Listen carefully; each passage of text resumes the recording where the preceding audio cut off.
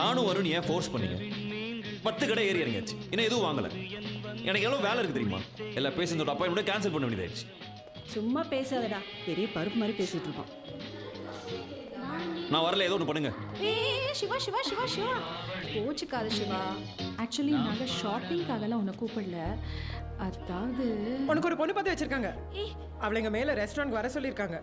உண்மை சொன்னா நீ வர மாட்டேன்னு தெரியும், அதான் ஷாப்பிங்னு போய் சொல்லியிருக்காங்க.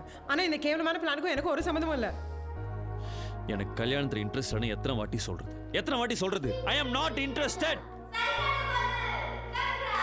நீங்க அடுத்த ரவுண்டுக்கு செலக்ட் ஆயிருக்கீங்க. கங்க்ராட்ஸ். சரி, பொண்ணு வர 1/2 அன் ஹவர் ஆகுமா? ட்ரெண்ட்ஸில் ஆஃபர் போட்டிருக்காங்க, வாங்களே ஷாப்பிங் பண்ணிட்டு வந்துடுவோம். போலாமே. சரோஜா வா. சிவா இப்போ கூட வேணான்னு சொல்லிடு, கேன்சல் பண்ணிடலாம். அசிங்கம் நமக்கு தானே. 800லேருந்து வராங்க.